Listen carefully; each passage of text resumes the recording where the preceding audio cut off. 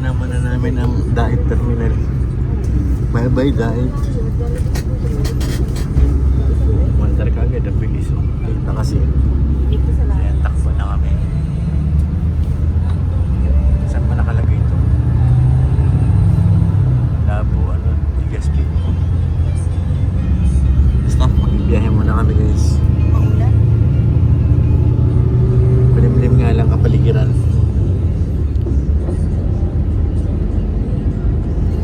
Madilim ang paligid. Tangan nyo kung saan kami makakarating ngayong araw. Kung ano mga mangyayari.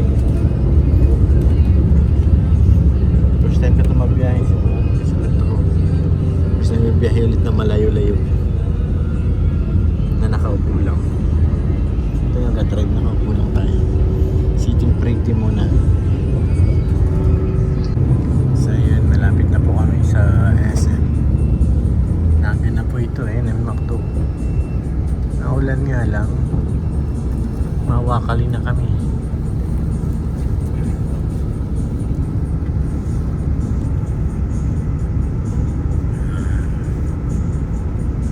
Naga na, naga. Yan guys, dito na kami sa MS City Naga. Galakad sa gitna ng ulan.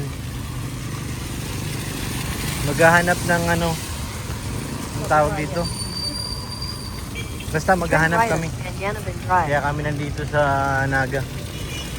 Nga lang, ang panahon dito ay maulan. Hindi kagaya sa Daet na hindi ganong hindi masyadong naulan. Dito kahit saan ka magpunta ulan eh. Mahina na nga. Malakas dito. Doon tayo masakay sa kabila. Siguraduhin mo lang may kantin din, ha? Meron, kantin lang sa'yo eh. Ayaw mo sa loob ng SM kakain? Ayaw ko mahal eh. Wala tayong budget para sa SM. Aray ko, Kailangan mo lang kantin. ang babudget pa tayo. Yung turo-turo. Aray. Abusado ka na. Kaso nababasa na yung shoes ko guys. So wait. Masakay kami dito ng jeep. Kasi wala kami pang taxi. Yan daw sila baby kumakita. Saan? Saan apartment nila dito? Doon pa, madiretso. Akala ko dito sa tabi ng release. Yan, kumakain din daw sila dyan. Dami kainan nila dito. Tara na. Saan tayo masakay? Ayun lang saka yan. Ayun yung school niya, oh. Ayun. Saan tayo? Dito sa gilid.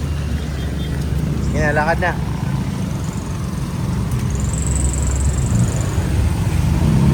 So ayan guys, sumakay kami ng jeep, nakakatuwa.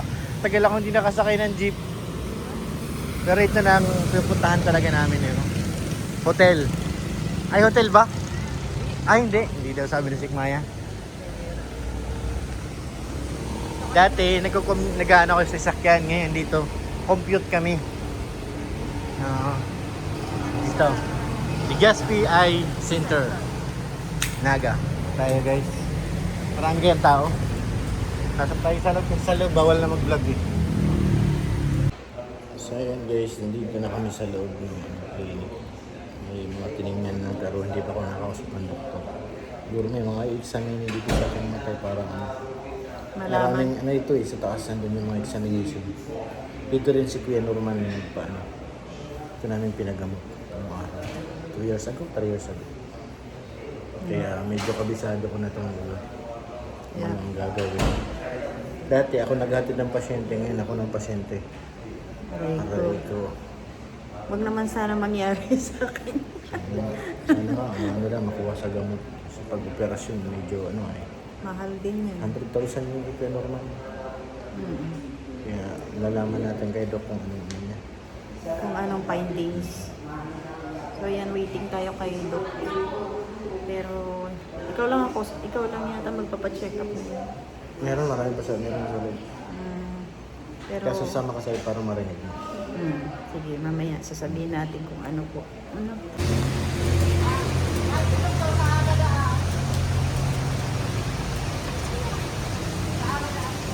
Ano guys, ang bihira. Tayo sa gilid, nakaharap tayo. Ano? na po, lumabas na po ang hinihintay nating resulta. Nakakalungkot man pero ganun talaga eh. Hindi umaayon sa atin ang panahon. Ito po yung ano ng ating mata. X-ray. Yung X-ray po natin. Kaso ano eh, yung binasa ng doktor, talagang alanganin na si Doc. Yung doktor po na yan, siya po yung nag-opera kay Kuya Norman para makita si Kuya Norman. Pero yung sa akin ay malabo na. Pero malabo na talaga makakita. Sabi ni Doc, kahit operahin daw po siya, kahit operahan ay hindi rin daw sigurado kung may vision pa na makikita. Kasi ang nakita sa mata ko ay may dugo daw, labas loob ng mata, mayroon siyang dugo.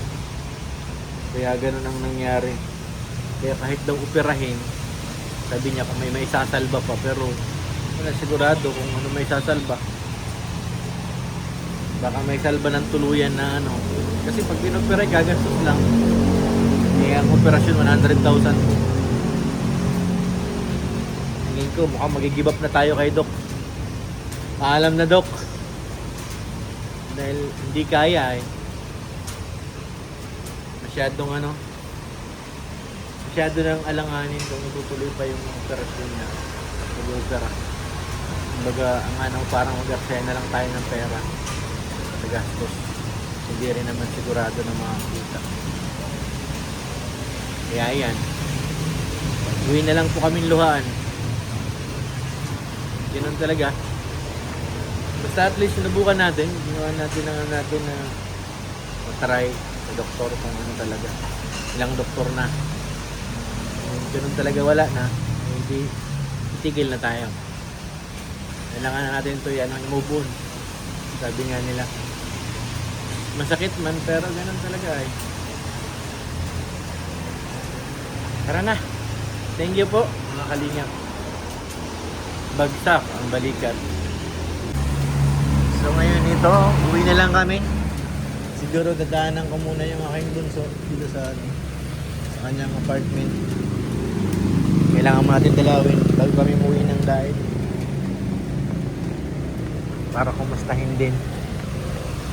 Ayaw ko na bumalik dito. Ayaw na, ayaw oh. Ay nako. Ay dito na. Ay maghintay. Grabe. Tuloy-tuloy ang ulan dito. Walang kundangan. Talagang direkta siya. Tumabi na. Laban na kayo.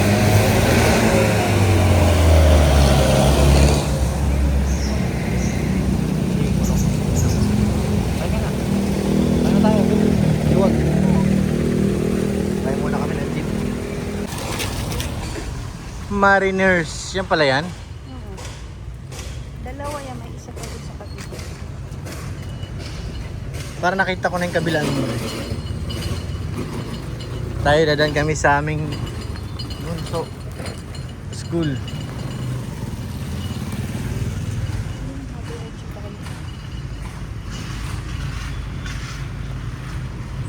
May car sa likod. Lakas oh.